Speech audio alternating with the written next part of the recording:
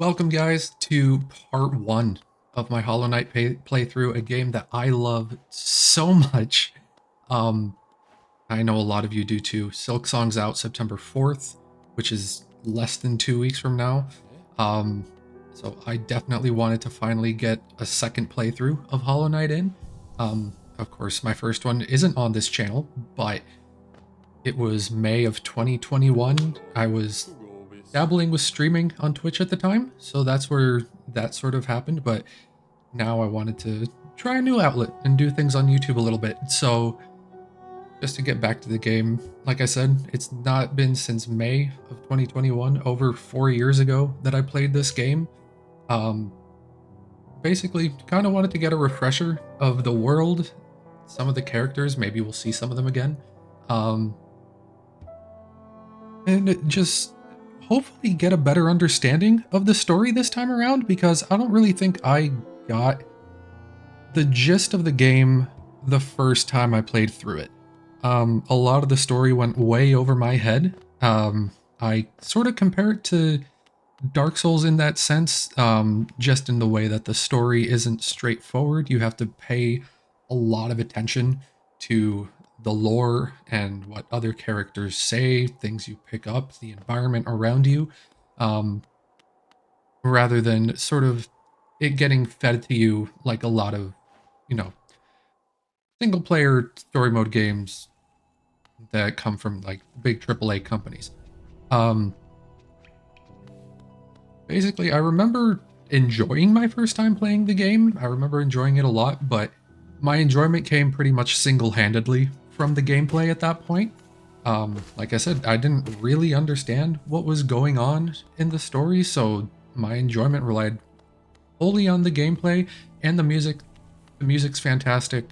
Green Path is probably my favorite in the game, unless I um, come across a new area that I don't really remember the music for, but Green Path is definitely number one for now. Um, Sorry, I wrote some notes down just to make sure I got through all the points that I wanted to.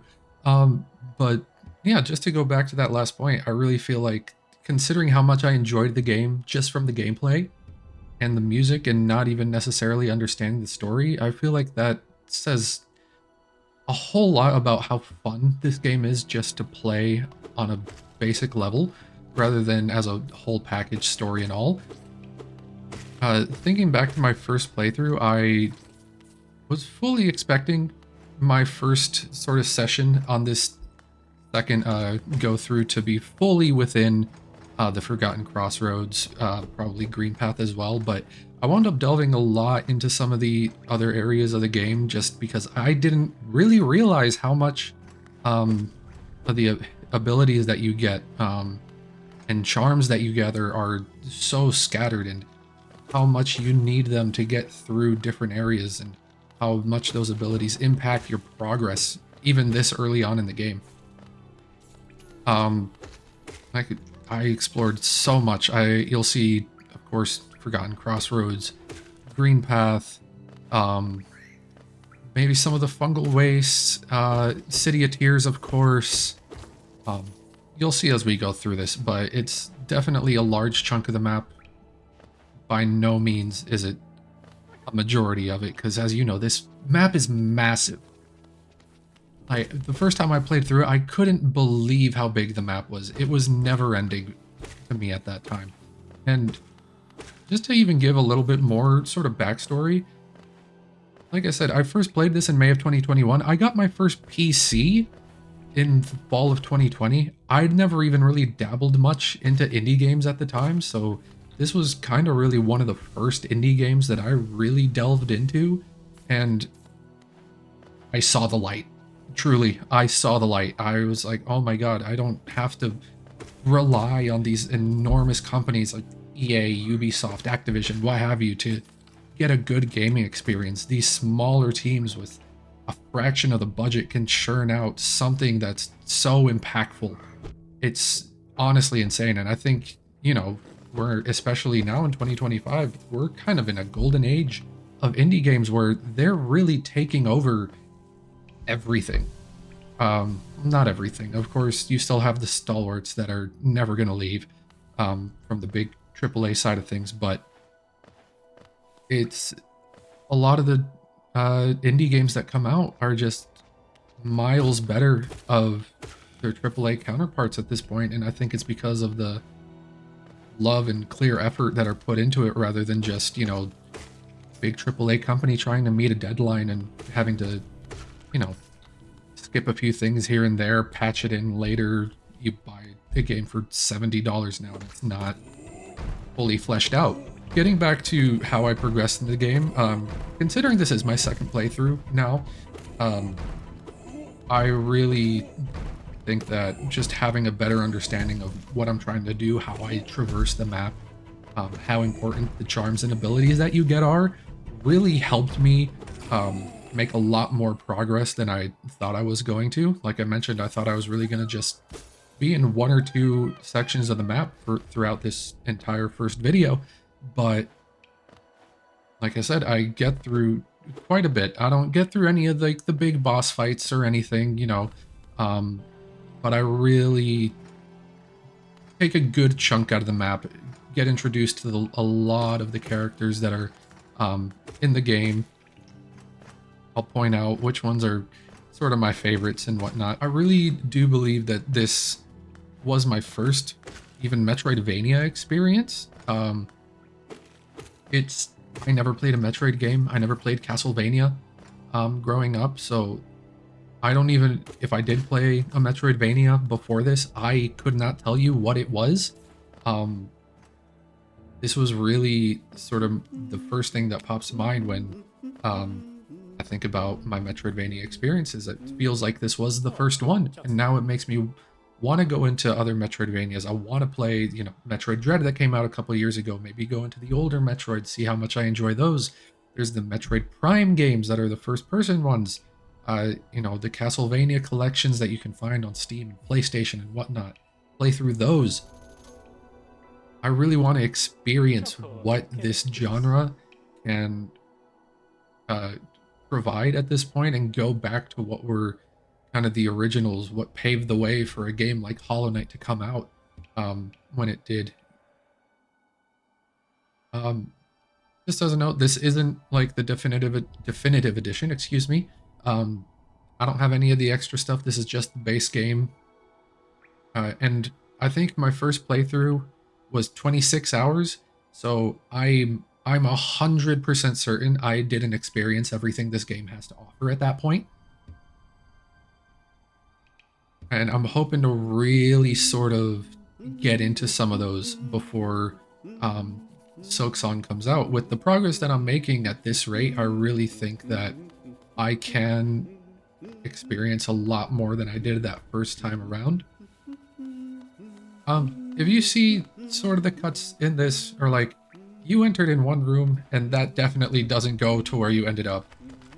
I'm just trying to cut out as much of the crappy exploration that is just me being lost for a while, basically. So I know this is a fairly long video, but hopefully we can cover pretty much everything. If I run out of shit to talk about, I'm going to turn my camera off and just let the gameplay go at that point. And hopefully you can enjoy the rest of that without me rambling on and on. I'm not used to just talking to a camera by myself. I'm sure that's clear at this point. But I'm trying my best, and you know, you'll never get better unless you try at that point. So hopefully as this series progresses and as I try new games, I can get better at this, build out the videos more, maybe be better at condensing them down into what's really the more important parts. Like something like this, I don't know if anyone wants to see me go through that tiny little fight, but I figured since it's so early game, there's more that should be shown, I suppose, since the map is so unexplored at this point. Yeah, my initial experience through these, you know, this first session before editing was, you know, it was about 4 hours. It's just as fun as I remember it being. Before I played this game, I never experienced a world like the one that Hollow Knight and Team Cherry built out. It's so unique in the art style and the characters and how it just I feel like there's so much wonder and um I feel like whimsy has a positive connotation, but this game is so dreary in so many ways. Um it's like a dreary whimsy if that means anything to anyone, but it's so charming. I can't get over how charming this game is. And it's been a couple days now since I've played and I just want to pick it back up, but I'm trying to get this video out and being new at this, it takes a whole lot longer to churn these things out than someone who's probably a whole lot more seasoned at this sort of thing. Um, there's just as much backtracking as I remember, but that's what you get with these games. You get a new ability, all of a sudden you can enter a whole new area of the map that was on the other side. Thankfully, you have the stag stations that you can sort of fast travel as you progress, makes things a whole lot faster. The little doors that you can unlock through the levers, the tram system, early goings, it's a lot slower, but, of course, if you played this, as you progress, things move a whole lot faster.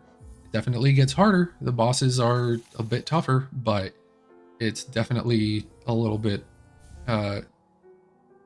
easier going in the backtracking the farther along you get. It's a very apt time to try and play this game. With Silksong coming out in less than 2 weeks, I'm sure half the world is playing this game. I mean, Team Cherry said that Hollow Knight reached 15 million units sold, which is insane. Congratulations to them.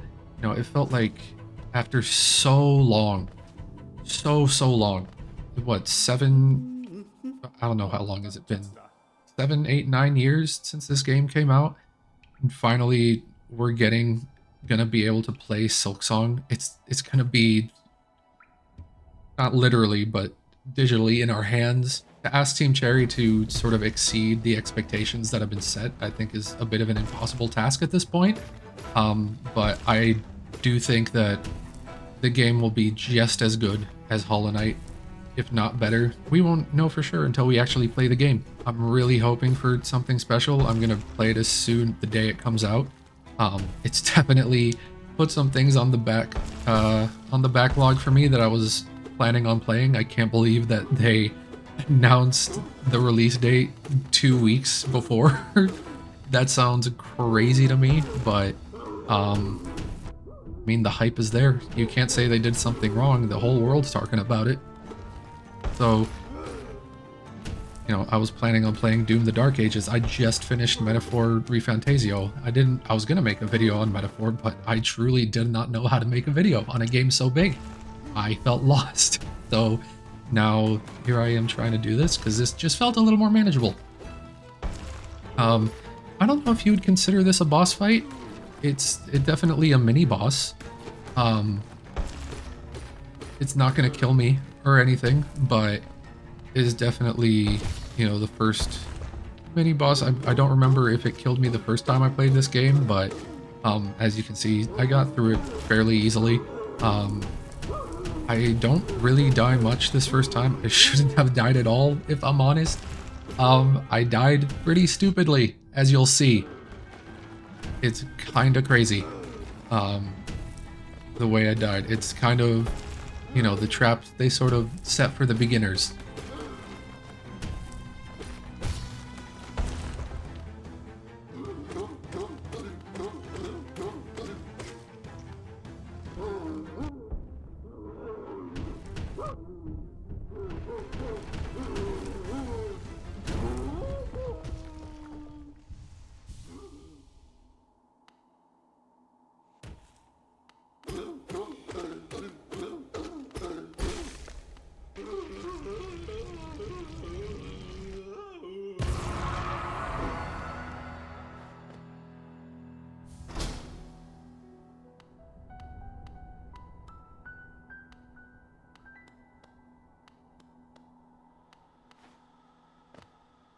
I really like the shaman areas.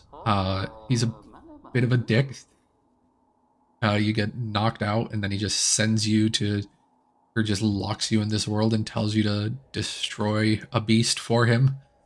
But, you know, otherwise, I really like the actual aesthetic of the shaman areas. I don't remember how much you actually interact with them throughout the game. You know, there's so many characters you meet that ask or don't ask you to do things for them, like the Father Grub, the shaman here, the Dream person. I can't remember what they're called later on. Yeah, this first interaction with the shaman, you get your first new ability. You can finally use that little soul cannon, I guess you can call it. I'm sure they gave it a name. I just don't really remember what it was. And you can sort of the first taste you get of getting a new new ability and access to a new area that was blocked off to you before. So it's exciting in that way that you know, as you progress, it's what keeps you engaged, getting new abilities as you move on. You know, finally we saw that I kind of reached to this guy earlier and I couldn't pass him because I didn't have that ability. And now I can do that, and I can go through and finally see the green path for the first time, and we'll see a familiar face very soon. Be playing as her in a couple weeks, and it's gonna be glorious. I'm sure it is. I'm maintaining positivity. I don't see how anyone couldn't maintain positivity when it comes to Silksong. I feel like no one isn't excited for it. I mean, I'm sure there's some pessimists out there that are like, it'll never live up to the hype. It'll never live up to the legacy that is Hollow Knight. But I think if you experience it and enjoy it as sort of a standalone experience that's just tied to Hollow Knight, then I think you'll really get the most out of it. Speaking of Cornifer, we've seen him a couple times, and truly at this point, I think he is probably the biggest, baddest person in all of Hallownest at this point, because you don't see him with a single weapon. He's somehow getting around every area, mapping it out, and he leaves unscathed. He has his wife waiting for him at the top, and he just does as he please in this world full of monsters and things constantly trying to kill you. And there's the stupid death. There's the stupid death.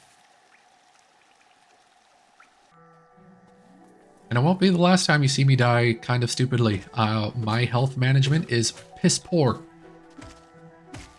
When it comes to these types of games, my health management is abysmal. It is what will kill me the most throughout this entire game. And on my first death, you see your shade. The music that plays when you approach your shade is the most unnerving music I have ever heard in my life. No sound effects from Dead Space, Resident Evil, any horror games I have personally played beats that music for me. Now, I've not played Silent Hill. It's on my list, maybe for October, but I feel like I'm gonna be busy. Unless I beat Silksong in September.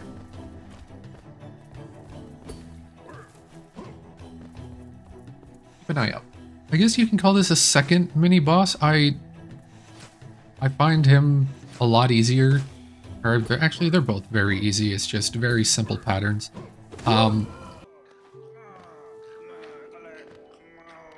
We have reached maybe not my favorite character, but one of. I think Zote is great.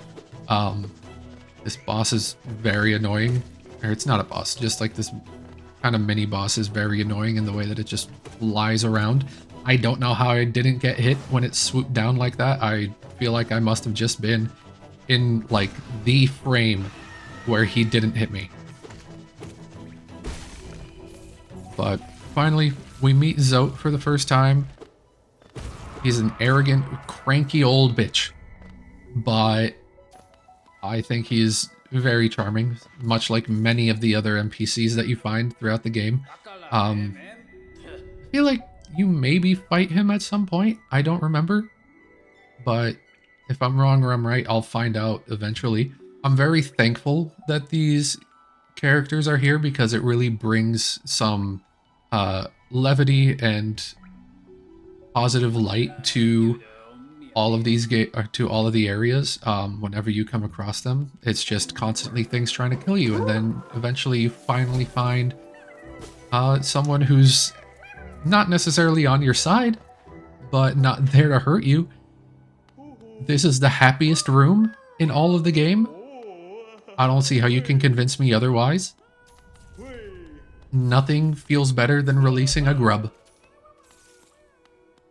Every time you release a grub is just a little dose of serotonin.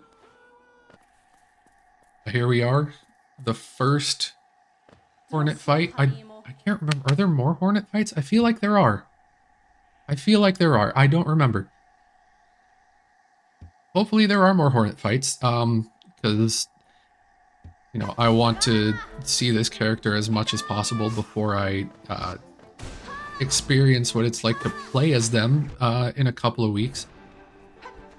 I remember these fights being a whole lot harder the first time I played this game, but maybe I just, since kind of mentioned previously, I know what to expect. It's made things a bit easier for me in that regard, because it really felt like the attack pattern that they give you is really easy to follow. You'll see a little later, one of the other fights gives me a whole lot more trouble, and is just a fight where I didn't recognize the pattern, but I'll point it out when it comes to that. I do wonder what Hornet's moveset is going to be like in Silksong, because you see her attacks now, and she seems a whole lot more ranged than... Are you the Hollow Knight? I honestly, I'm assuming I am the Hollow Knight. I honestly don't even know if that's the case. I feel like I am. I should have looked that up. I'm gonna look that up.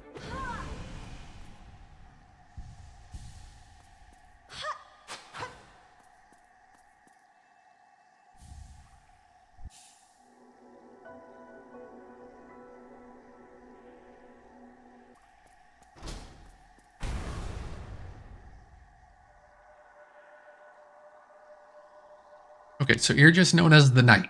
Not even the Hollow Knight, just the Knight.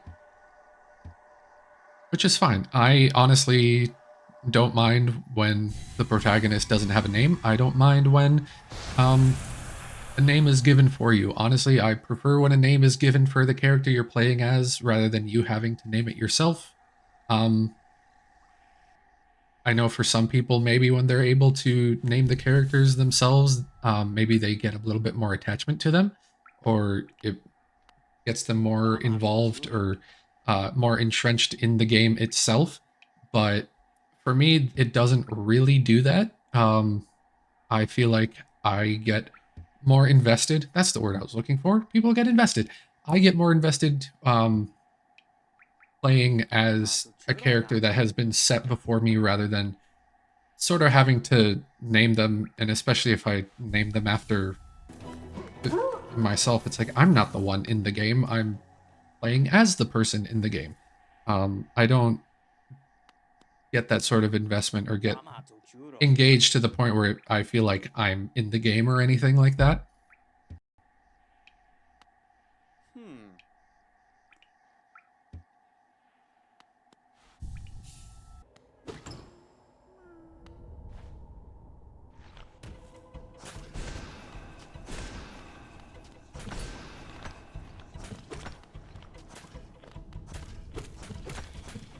So after this fight is where I get one of my favorite charms in the game. Not because it's like overpowered or anything, but because it lets me traverse a whole lot more easily. I really like the Dash Master charm. And I use it quite a bit, especially when I'm not in a boss fight. And when I don't have that many charm nodes to use, because I feel like I can either dodge more, traverse a whole lot more easily, quicker. If there's a tricky jump or something, being able to dash more frequently just helps in that regard. Or if you're sort of in a horde of enemies and there's kind of a lot of them, just being able to... Well, I look stupid. I thought that was the Dash Master shell. Um... Eh.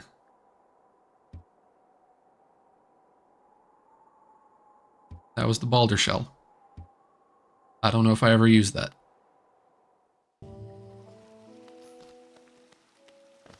I don't like this guy. I don't like Mr. Leg Eater.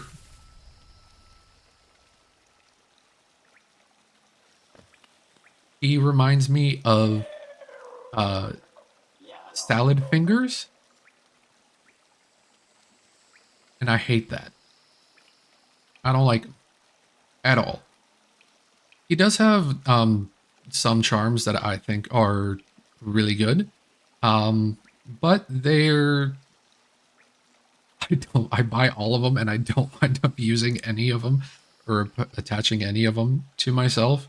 I feel like maybe when I get more charms, possibly, or charm nodes, excuse me, I'll possibly put them on, but I definitely just didn't feel the need to use them this early in the game. There's other things that I feel like are a little bit more important, help you out more as you go through the game and fight the enemies that the world provides you. I think what I wound up with, and you'll see it later on, it was Dash Master, it was Steady Body, and I think Long Nail as well, if that's one that's available to me at this point. In terms of just enemy design, I think the mushrooms are probably the most adorable enemies in the whole game. They look anxious as hell, and like, they don't want you there. And I kind of wish I didn't have to kill them, but I do. And that's just too bad. That's the name of the game.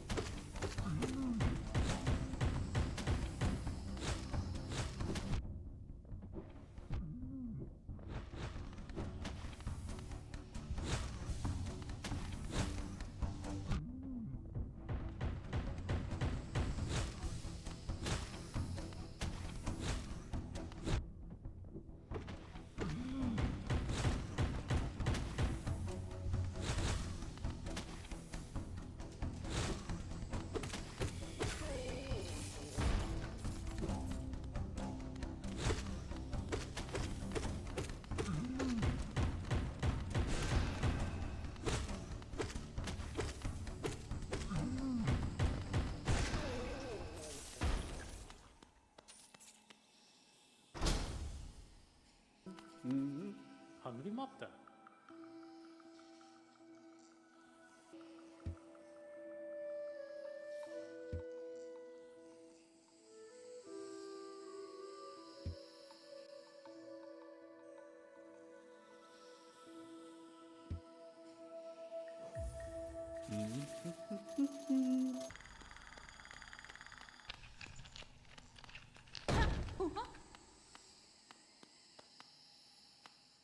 Lien kla, Friden laya.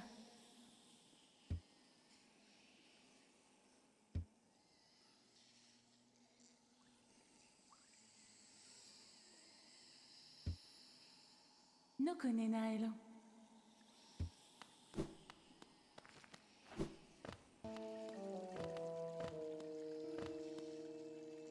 There's a Dash Master pin. There was Dash Master.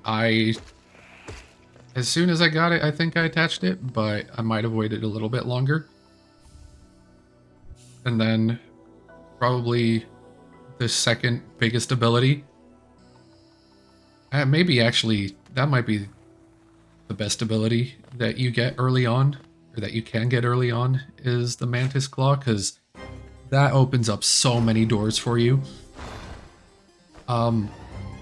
Apparently, I never beat the Mantis Lords in my first playthrough, and as you can see, they're gonna give me a hard time. Their attack pattern, once you learn it, isn't actually that bad. That was a stupid hit. I just got too close. But the thing that really got me the most are these discs. I didn't really learn what their pattern was until sort of my second session of this game, which will be in a future video. So, spoiler alert, I don't beat them here, but I do find them to be a very fun boss fight. I do think the music is great for this. It's a good early boss fight for you to test, to kind of see where you're at. But once I kind of figured, hey, let me not really deal with this too much right now, I went ahead and decided to go to the City of Tears and go see the nailsmith so that I could get a stronger nail. At some point, I made sure to set up my charms kind of how I wanted them. Like I said, I think it was Steady Body, Dash Master, and Long Nail. Early on, I think the thing that I disliked the most was how short your attacks are, how close you have to get to attach. It does ask a level of risk to the gameplay that gets pretty quickly nullified once you get Long Nail. But my first try at the Manus Lords, it didn't go well at all, as you saw. My second try will get better. I did get to the second phase, but again, those disc throws got me in the end, especially when there was two of them coming at me, and I didn't really recognize how you can tell if they're going to throw them from higher up or from below. Like there, I just jumped into it expecting it to be low. Didn't realize that their height on the side is sort of what dictates the angle that the disc is going to come at. And once I realized that, I kind of feel like I was able to really nail this fight. And then my other, I think, main issue is, you know, if I get hit too much in this fight, they give you almost no time to heal yourself, unless you have the charm, the focus charm that allows you to heal quicker. It's 3 charm nodes, which is a lot this early on, because I think by this point I only have 5, and it's just not something I wanted to use. Like, I was able to heal right there, but I immediately got hit again.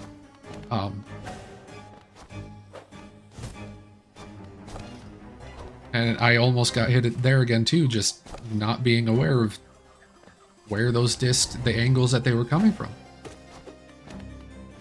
But you'll see that I get to the second phase here in a minute, and you know, that'll kind of be almost the end of the playthrough at that point. Once I figured I wasn't going to beat the Mantis Lords, I'm confident I could have, but I figured I'd just sort of make things easier for myself by going and getting my nail strengthened at that point. But yeah, the timing on them being so much slower, that messed me up. Having to look for both of their attack angles. Yeah, the discs just, I was never able to get a grasp of them on that first try. Coral even comes and tells you, hey, they're kind of tough. You might want to go get your nail strengthened. So I heeded his advice, and I went ahead and did that. In terms of areas, I do think the City of Tears is the best area of the game. I love Willow. I think Willow's great. My favorite wrestlers, I'm a pro wrestling fan. One of my favorite wrestlers is called Willow. So it's just a very nice, a very nice surprise there. I think Willow's great. Doesn't say much, but one of the friendlier faces you'll see in this entire game. Probably like the third early game kind of mini boss here. Maybe even the easiest of the 3, because their attack pattern is probably the easiest to sort of master, and I think when I first played this game back in 2021, it gave me a problem, which is kind of embarrassing to say. but you can quickly beat this and move on to the City of Tears, and you don't get to experience much of the City of Tears when you first get there because something's sort of locked off and you have to kind of work your way around, but I do think it's the best area of the game, the prettiest area. I don't know if it could be said maybe it's the most lore-driven area of the game, since I guess it's sort of like the main, or I guess what used to be lore-wise, like maybe the main hub of the game. I think when the grub explodes and all those tiny, not grub, whatever the flying worm thing, whenever it explodes and releases all the little ones, I think that's a harder thing to deal with than the big mini boss itself. Sly is, what would I compare Sly to? Sly is like the Tom Nook of this game. He is a cheap bastard. He feigns thankful and then takes all your money at every chance he can get. The Charm Lover, I think she's great. Not my favorite character, but another very friendly face. But she just takes all your money again. But she has some of the most important items that you can get in the game, especially those extra charm notches. Here's where I think I get Steady Body and Long Nail. Yeah, super important. I rock those for the rest of the video into the next one. So I don't know how long they'll stick around. They might stick around the whole time, but they just make the game a whole lot easier to get through. The knockback that you no longer have to deal with once you have Steady Body is very welcome. I don't want to have to worry about falling off the edge of anything whenever I hit something. The Long Nail giving you that extra distance to attack from. However little it is, it's very much appreciated.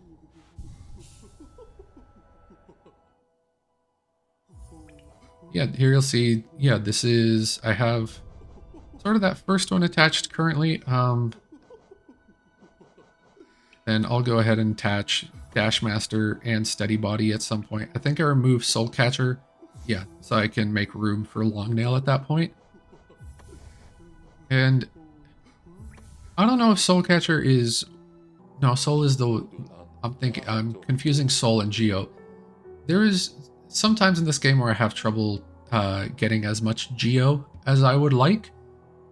Because a lot of times it just falls off of platforms into areas you can no longer grab them.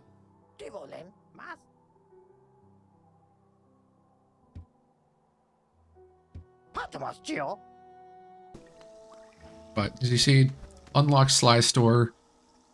I love these little platforming sections. I love platformer games. Celeste is one of my favorite games of all time. So I welcome any and all chances I get to do some platforming like that.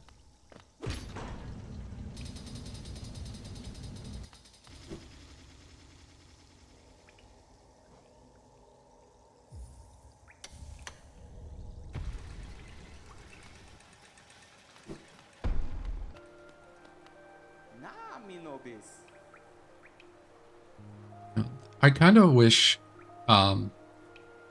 they kind of put a view of the city from this window that you're sitting at. I would love to see what just like an artistic interpretation of the city from the game artist would look like from that perspective, because I'm sure it would be beautiful and people would buy it as standalone art that are fans of this game.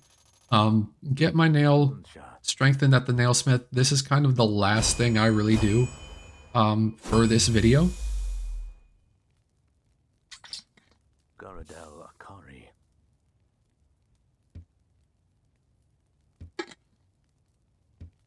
I'm not used to talking this much.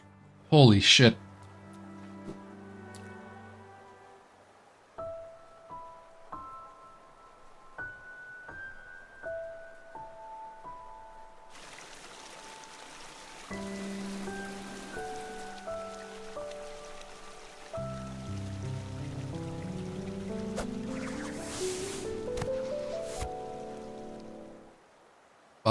we've arrived officially at the City of Tears and the statue of the Hollow Knight. And you have this little interaction with Hornet, who seems to maybe start second guessing her first intuition or thoughts about you at that point.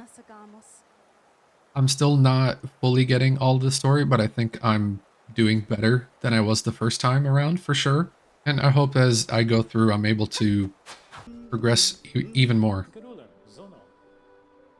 Get to Cornifer, get the map for the City of Tears, and that's where this video is going to end. If you made it through my ramblings this long, I really appreciate it. And hopefully I'll see you on the next one. Bye!